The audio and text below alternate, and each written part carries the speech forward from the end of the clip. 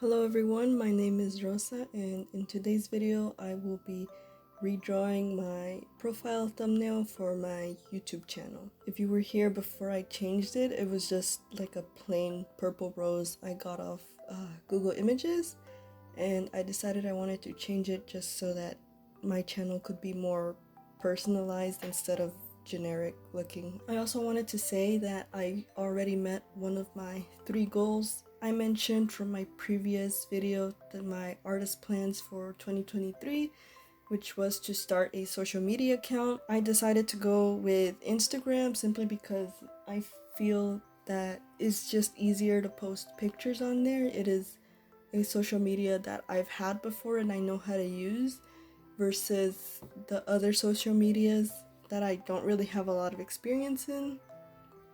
I will consider adding more social medias or making more social medias to my YouTube channel later on, but for now I think Instagram is just a good starting point. So for now, Instagram, if you want to follow me, you can go check it out.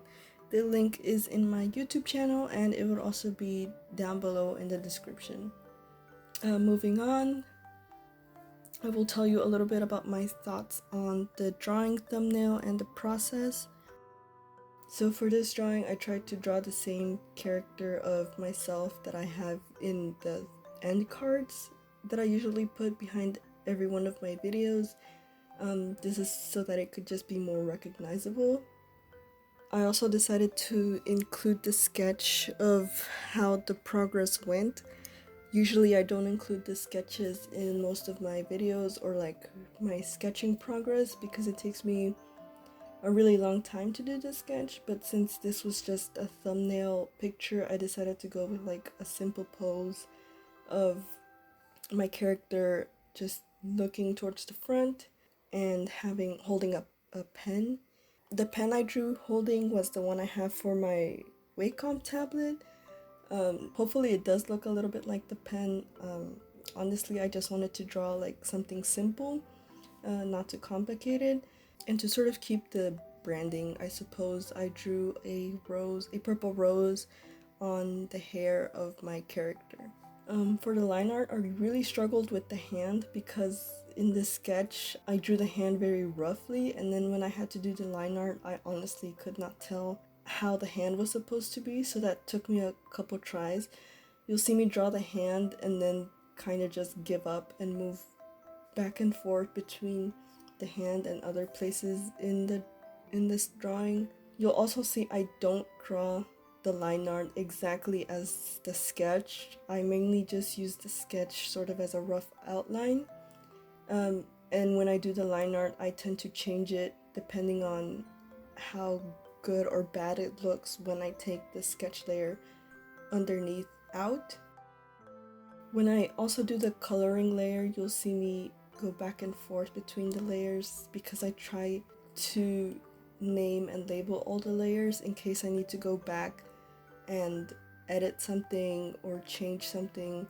I can, for the most part, easily find the layer that I am looking for. For example, when I'm drawing the skin, I just do skin base. That'll be just the plain skin color, and then I'll do a layer on top of it with the multiply effect saying and label it skin shadow. That way I know that that layer is where I have the shadow effects going on.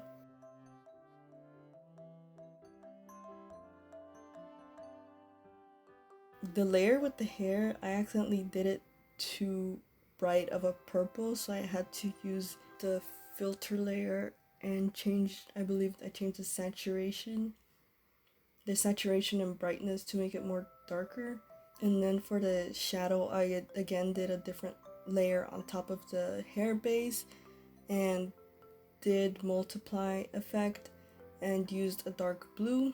This way the blue ends up going darker on top of the hair base and makes a good shadow color instead of me having to use the color select tool and try and find the correct color for it.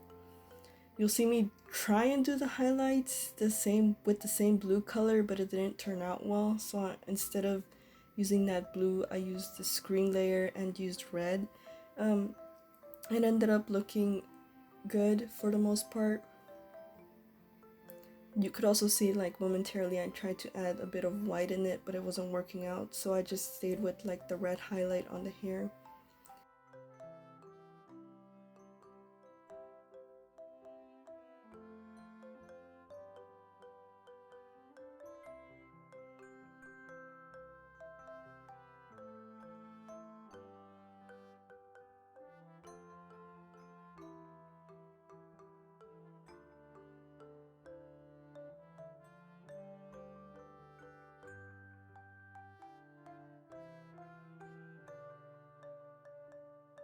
And then for the clothes, I just decided to do a simple blue blouse so that the profile thumbnail wouldn't look too crowded. I wanted it to be something simple yet recognizable, so I just chose the purple hair and the purple rose on the hair to be the most recognizable part of the character.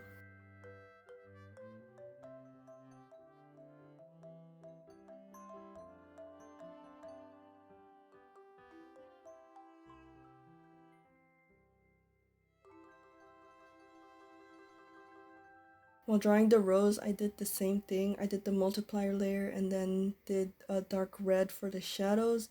And then I looked at it and saw that it looked really plain, really flat.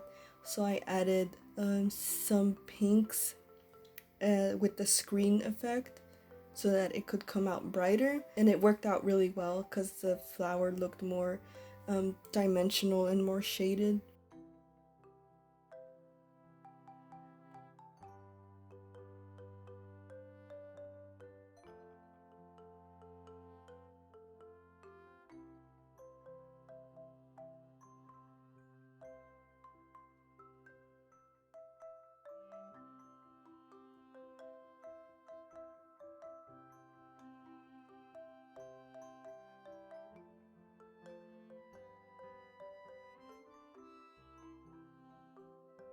And then for the eyes, I just used the same purple for the base I used on the rose. And then I tried using just a slightly darker purple, but when you zoomed out, you couldn't really see which direction the character was looking. So later on, I went back and darkened it with the same purple I used for the hair base. For the background, I didn't want anything too complicated. Like I said, it is just a thumbnail of the character. So I just decided to use the same blue and purple colors I have on the banner of my YouTube channel, and it turned out really well.